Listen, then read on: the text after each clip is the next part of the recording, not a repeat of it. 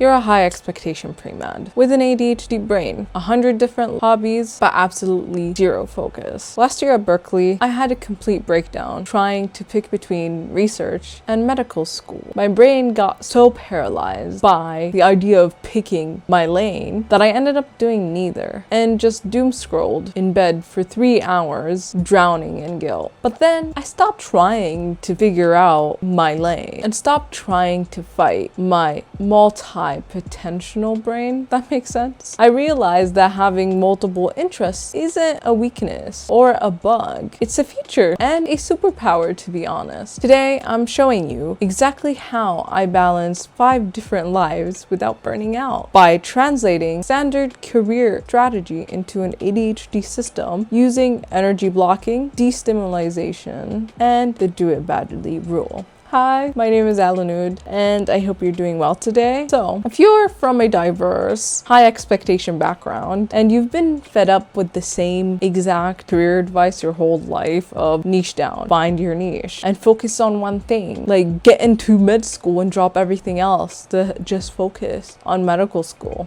But when I watched a video recently about career strategy for people that have multiple interests, something clicked. They talked about how having a lot of passions is actually very strategic if you organize them. But here's the medical diagnosis. Neurotypical career advice doesn't really translate perfectly into our neurodivergent brain. Standard advice says just prioritize. But for us, suppressing our various interests to hyper-focus on academics and different disciplines doesn't really help. It literally just starves our brain from stimulation and dopamine. ADHD brains thrive and run on, as we talked before, the INCUP method, which stands for interest, novelty, challenge, urgency, and passion. So if you remove interest and novelty from your daily lives, you do not magically get to focus on your textbook and you end up just watching brain rot. So how do you organize your interests without killing our own curiosity and without impacting our professional life? So the original framework suggests putting your life into 3 buckets, which is your money maker, your soul stuff,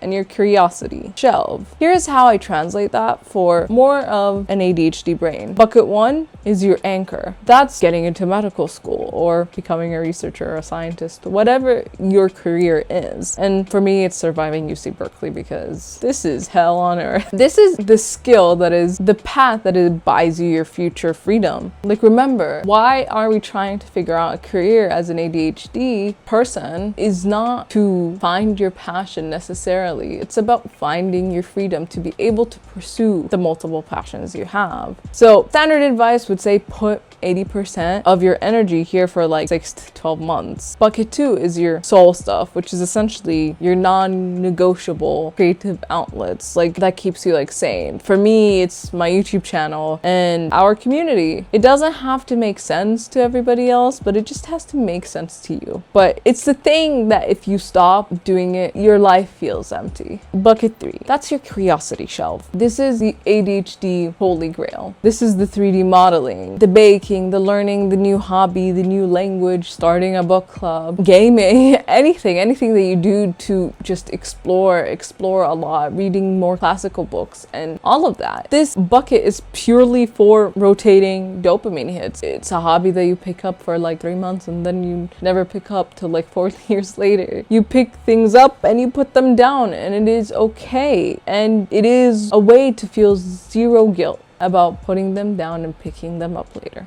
So if 80% of our focus is supposed to go to our anchor, our pre-med studies, for example, for me, how do we actually do that without our ADHD brain rebelling? Because our brain needs constant stimulation. If I study biology for like 2 hours or from 2 p.m. to 5 p.m. in a planner or on my desktop, my brain is like, no, I'm not gonna do that. You can go away and I'm not gonna do that. it will just try to do anything else except doing the thing that actually needs to be done. This is where you use energy blocking instead of time blocking. Instead of scheduling rigid time slots, I use my journal as my external brain to map out my day by my energy level. I set up high focus analytical blocks for one bucket, which is my anchor, and I set up a creative chaos block for my second shelf, which is my curiosity shelf. I do not force the task. I match the interest to my current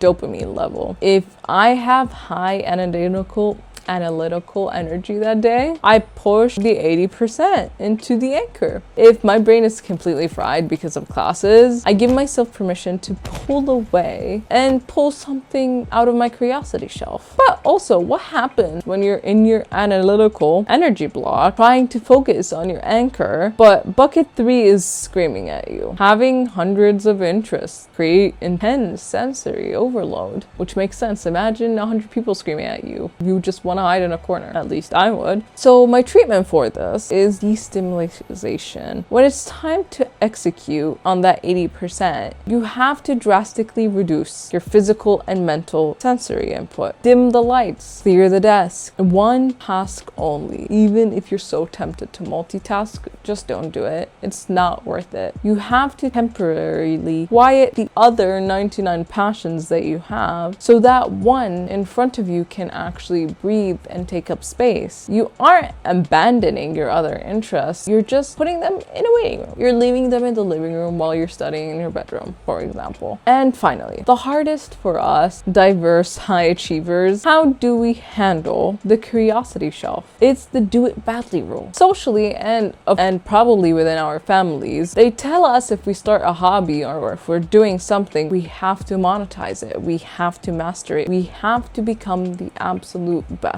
And the pressure just ruins the novelty, it ruins our passion. That's the reason why I'm pursuing medicine rather than research, because I don't want to ruin my passion for research. I want to just do research when I find it fun to do research while having medicine as my primary job, because pressure ruins the interest, ruins the novelty of the hobby or the interest. You are allowed to be terrible at your interest. Your curiosity shelf doesn't have to be your second job. It is your dopamine factory. Let it be messy, paint badly, be a bad Valorant player like I am. Just do it for the dopamine. Just do it for fun. It is harder than it sounds, but it is that simple. Just do it for fun. I want to remind you that your scattered interests aren't a symbol of failure. They're the exact feature that is keeping you sane enough to be able to pursue the pressure of your anchor, the career you want to pursue. If you're trying to balance too much passions while keeping your head above water, drop a moon emoji in the comments so I know I'm not navigating this alone. I want to see all of you guys down there supporting me and me supporting you. I also left a full breakdown of my 3 bucket energy, like a Google Docs template below, so you can copy it and use it in your own external brain. Protect your peace and do the million things you're interested in. It is okay. And if you fail, that's okay. I fail all the time. But when we persevere and we don't blame ourselves, it makes the difference in our journey and in the world. It can really make a huge impact. You can pick up the new hobby for this month and you can choose to just enjoy life. And that's okay. Thank you for listening to my talk today. I hope you enjoyed my video and I hope you found something useful. If you really enjoyed this video, give me a like, share, and subscribe. And I hope you really learned something today. If you did, please check out my other video on how I built my productivity system for my fellow ADHDers. And see you next time. Bye-bye.